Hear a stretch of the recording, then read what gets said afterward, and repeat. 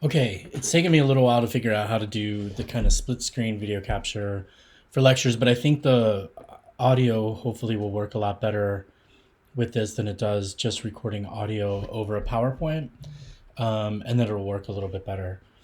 So I'm going to try to go through the lecture kind of quickly and just highlight really the key points. So that might mean at certain times I kind of skip over some slides.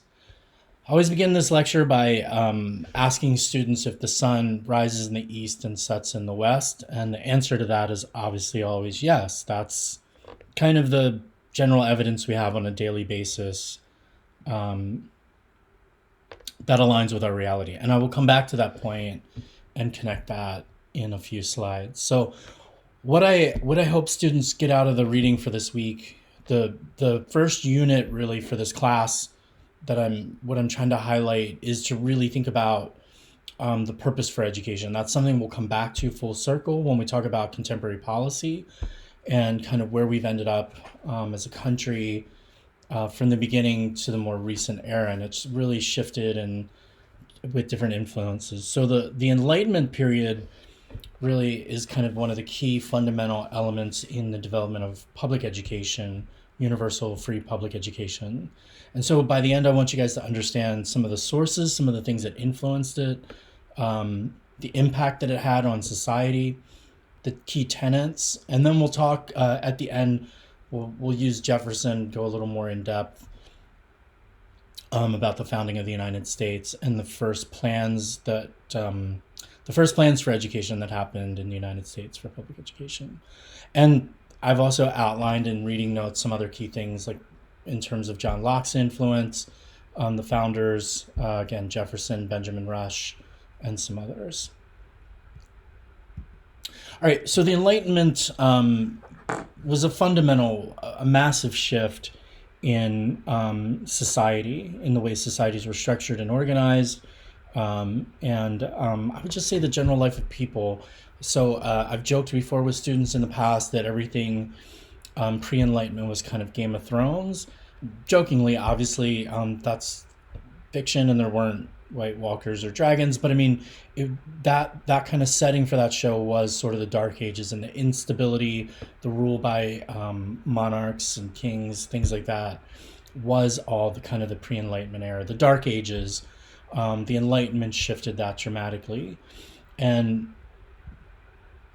a number of things led to these changes. One would be, universities spreading throughout around the Western world, around the world more generally. So some of the earliest in the United States, Harvard, Yale, William and Mary, those are examples of universities that began sort of in this time period, or at least this time period gave birth to those. And then major changes in astronomy, biology, medicine. And to give you one example, there's some highlighted in the book, the understanding of the heart as a pump, the understanding of arms and limbs as levers, things like that. But some other examples would even be like germ theory. And so, that at a certain point in time, obviously, like you would have been risking your life to go to the hospital because there wasn't a strong understanding of quarantining, cleaning hands, not spreading germs, things like that. Um, when scientists begin to understand these things and begin to understand simply by washing your hands or keeping certain people isolated, you can save lives. It leads to a tremendous sense of optimism. What else can we discover that will also enhance human life? And so again, a general spirit of optimism begins in this time period.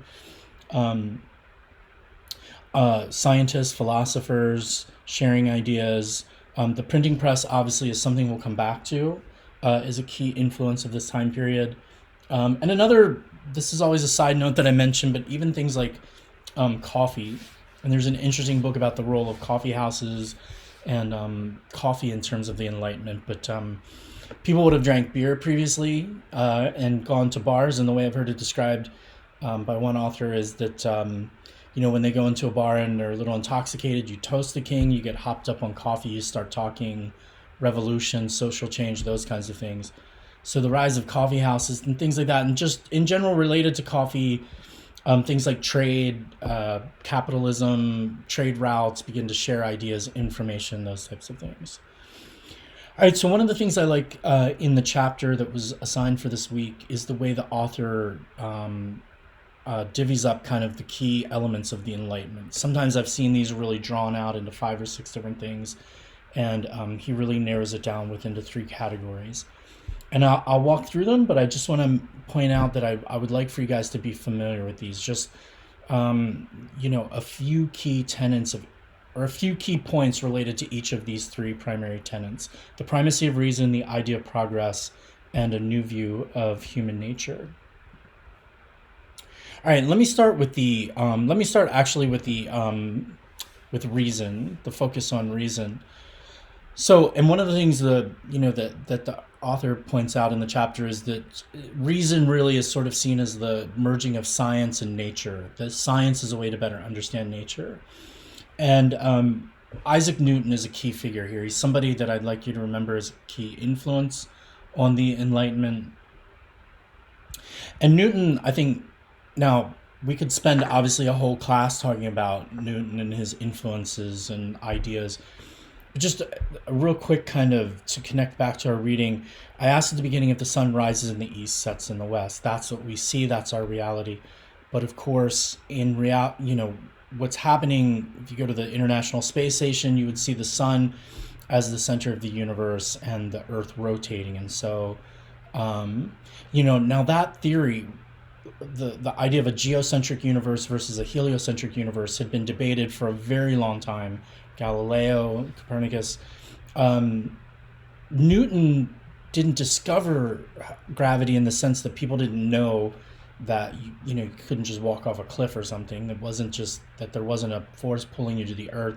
He developed the mathematical theory, the mathematical formula to predict gravitational pull, things like that. And Newton's laws really, prior to Newton, there was a bunch of phenomena in the world that was just, one, maybe debated or explained through a number of different rationales. Like a good example would be the tides. So we know that the tides are caused by gravitational pull and the moon, the phases of the moon.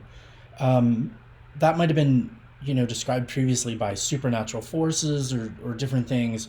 Newton's laws gave mathematical formulas that proved those, and you could calculate and determine with relative accuracy those types of things. So that leads to a tremendous, I think, shift in the spirit, again, of the time period, and this idea that everything was governed and could be understood. But it also, if you think about it, like, we don't, again, our senses would tell us that the sun rises in the east and sets in the west. So too, it created this sort of, I think, feeling of the time period that you really had to study things. You had to accumulate evidence. You had to examine things. You had to be thoughtful.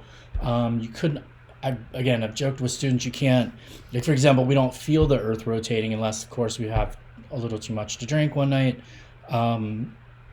So that doesn't align with our sense experience. But of course, you can show through other means that is what's happening. So you can accumulate evidence for something and make a point. And that's kind of Newton's influence of that time period.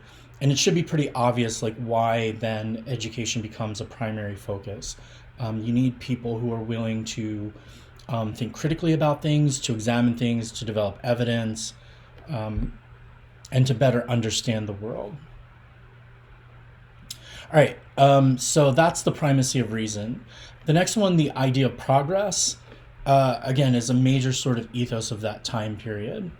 And maybe Enlightenment thinkers got a little carried away with it. They thought we would sort of arrive at this kind of utopian moment. But essentially, if prior to the Enlightenment, the thinking was that antiquity was the golden age, the Greek period, and the things had kind of fallen apart since then.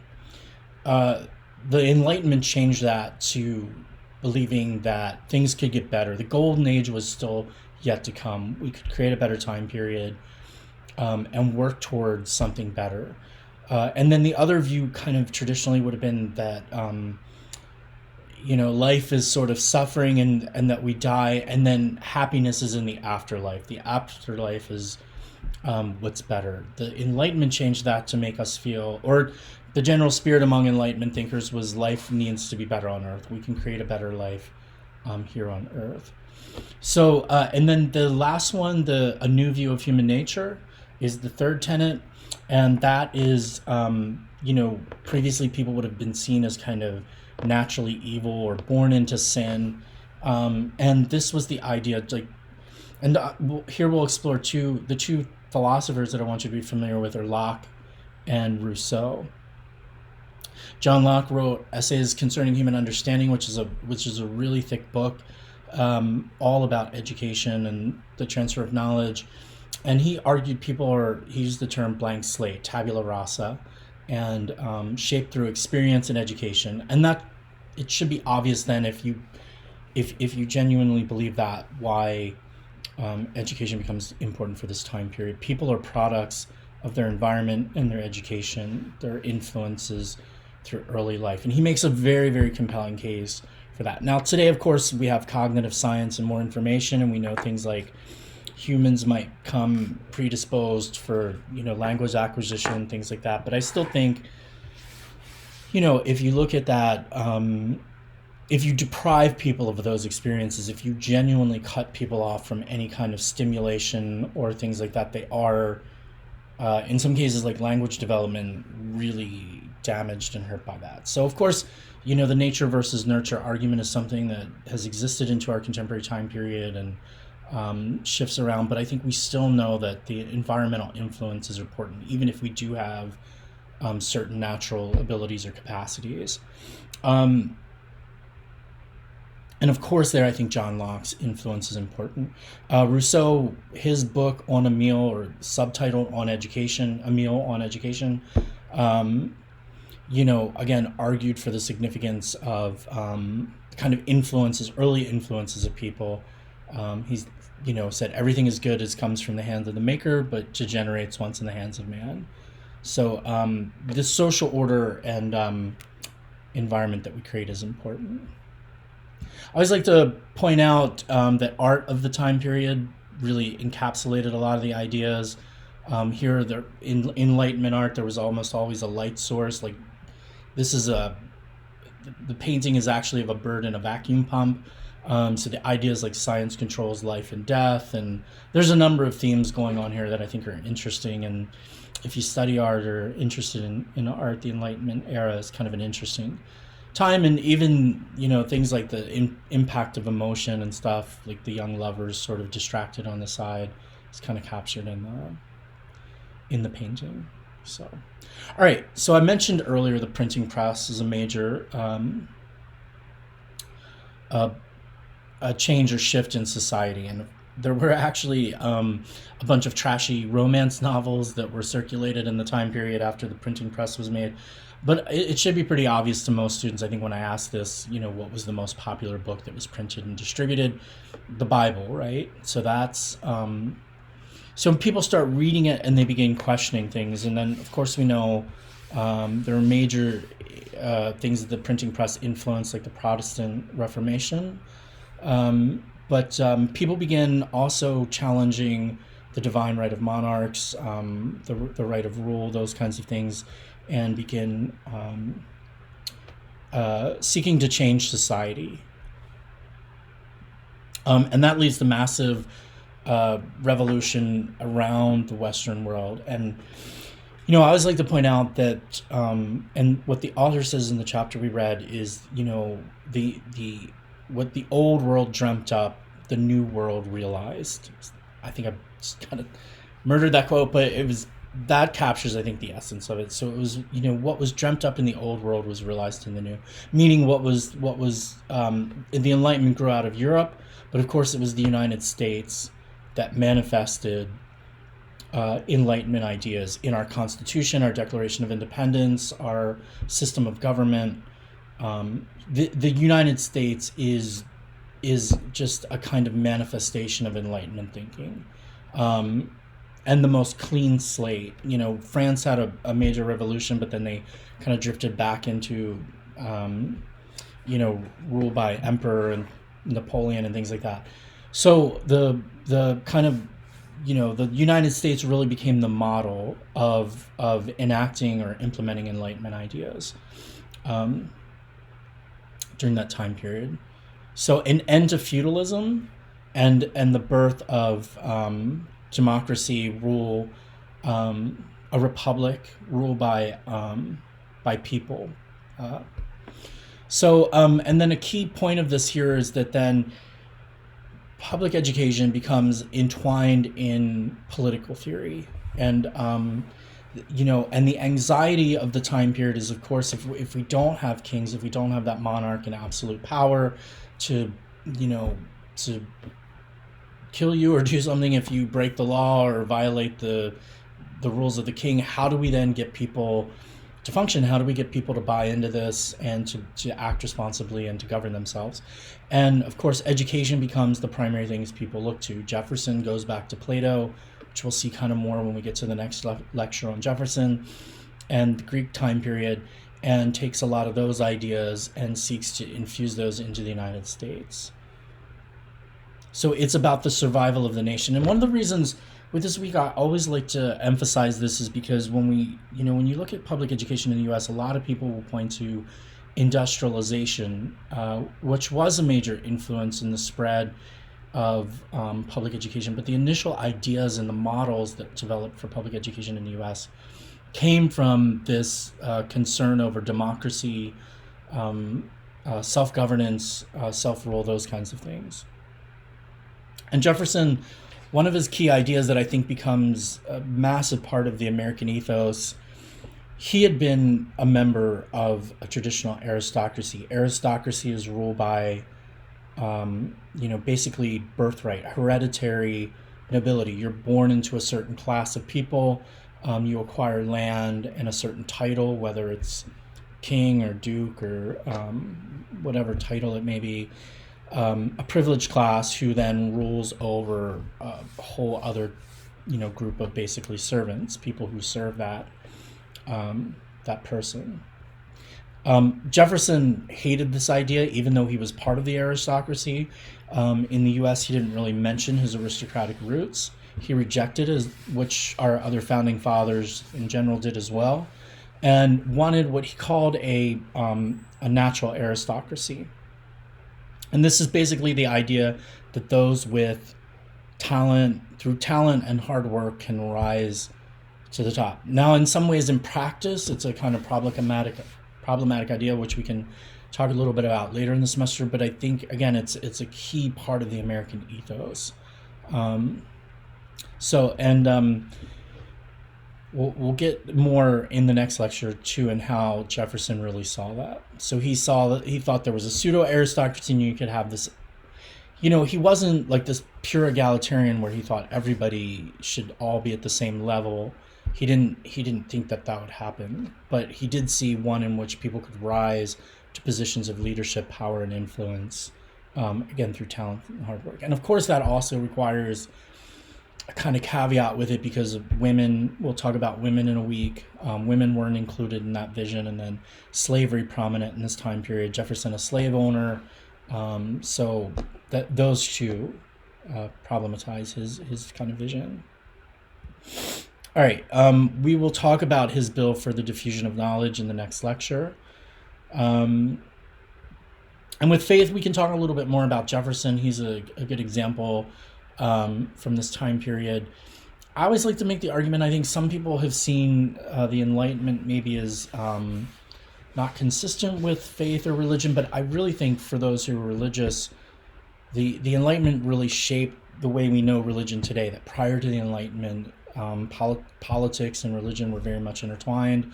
Religious figures were generally those within, they were part of the upper sort of political class.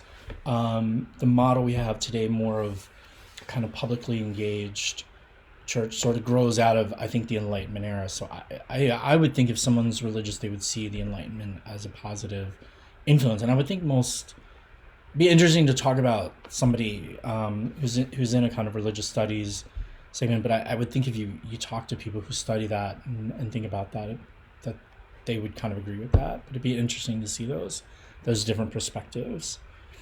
So we're going to talk a little bit about Benjamin Rush, and then look a little bit at comparing and contrasting Rush and Jefferson. And just to go back to Jefferson really quick, that idea of meritocracy is that idea again that those with talent and hard work will rise and get ahead. And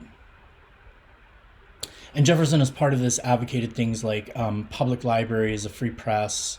He really, Jefferson really believed in kind of informal modes of education. So we'll see his plan in the next lecture, and that he advocated for a certain number of years to make sure that the population was literate, but then saw people educating themselves through libraries, newspapers, reading, those kinds of things. All right, so on religion, really quickly, the divide between Jefferson and Rush. And I use these kind of graphic organizers. I sent them out to you so that you can record notes or keep track of notes. On religion, Jefferson is a secularist, what today we would call a secularist. He believed in a separation of church and state. I think this gets demonized sometimes, but I always like to point out that there's a lot of religious institutions that are secular because they see that wall is a two-way street. The government can't tell religion or churches what to do, but two, then our political sphere generally is separate. And he saw education in that light too. And in his notes on state of Virginia, I think it's really interesting because he even sort of suggests that people won't take religion seriously. And he kind of says kids should get to a certain age and be able to make up their own mind about religion. Rush thought that religion should be a part of education. Benjamin Rush is in Pennsylvania. He's a doctor. He became kind of famous, for his influencing on the founding of the nation and in Pennsylvania, his sort of writings and interactions with other founding fathers. But he was also, during the yellow fever outbreak, he was a doctor, treated a number of people. And so he believes that, religion is a necessary component of morals and republicanism. Republicanism, not what we would think of today in terms of the political party, but Republican in terms of supporting rule by self-governance. Individuals electing and selecting their leaders, those kinds of things. The other category that I had here to look at the difference, contrasts, and similarities were Jefferson and Rush were women. Jefferson, we will see in his plan and notes on the state of Virginia that he did advocate for women having general access to literacy, math, sort of the first tier of education. He talked about his own daughters. He wrote some letters to friends, but it wasn't a major focus or something that he devoted a lot of time and engagement to. And I think, we'll come back to women in a week, but we'll see that most men of the time period, these two included, really saw education about as enhancing a woman's role as a wife and mother, their role in the home. They didn't see a place for them outside the home. Rush gave a lot more thought to women in education. He wrote about it a little more often. He did see women, engaged in education and receiving an education, but again, still as wives and mothers. All right. So I always include in my PowerPoints a number of different questions, which things we can talk about in class. Rush's arguments, again, for education, which are helpful to know, be familiar with, are just that social stability. He saw a more homogeneous society coming out of education, understandings of finance and agriculture, shared systems so that, you could... It's kind of hard to run a business or, if you don't have a basic understanding of finance, math, those types of things. And then argument that we see today that prisoners cost society a lot more than students. So essentially by investing in education, it would end up lowering our social costs over time. And that's true, by the way. Prisoners cost a lot more, quite a bit more than students. A more homogeneous society. Of course, the United States is a center of immigration during this time period. and you have people from all over the world. And I always give the example. There's some others in the chapter that I didn't ask you to read that section. It's not important, but just to kind of cover it, like with the Webster Dictionary, that was so we had similar. It wasn't just so people knew how to look up words; it was so that we had common spellings for words. And spelling bees actually became really popular in one of the areas, like through the Midwest and Indiana. We had so many people from Germany and from different countries, sort of in the Midwest early on, that spelling bees were really popular as ways to kind of get everybody on the same page instead of in terms of like using the same words for certain things and for having a common spelling. Um, all right, and then we'll get into again women more, and I think we'll highlight that in about a week from now. Um, but yeah, the idea is Benjamin Rush made the argument a weak woman or ignorant woman would be governed with the greatest difficulty. I think that's because at the time period, the belief was actually the general social belief was the opposite, that if a woman was educated, she would be difficult, unruly, and a man would not want to marry her. And so I think Rush was trying to sort of, at least I give him the benefit of the doubt in terms of sort of trying to argue against that and the other beliefs. So. All right, and with this, what I like to point out from the reading is the complexity of Jefferson. People sometimes look to Jefferson like an oracle or just someone who you just need to understand what he was, you just need to read what he was saying and sort of follow it. And I think Jefferson's a really complex person and there's value of understanding that complexity. So with the two categories I have to understand the difference between his beliefs and actions are African Americans and then Native Americans. And for African Americans, of course, what we're talking about in this time period is slavery. And Jefferson's beliefs, at least as a young man, and one quote that I want you to remember is he called slavery the most conspicuous failure of the American Enlightenment. So he did see slavery as a problem and understood it as a problem. He, at one point, had even advocated or suggested freeing slaves after a certain date. He suggested allocating a lot of land in what presently today would be parts of Indiana and Illinois to give to freed slaves. He represented freed slaves pro bono as a lawyer. So especially as a young man in particular, he definitely seemed to understand it was wrong. In practice, he kept hundreds, 400, somewhere between 400 and 500 slaves at his estate in Monticello in Virginia.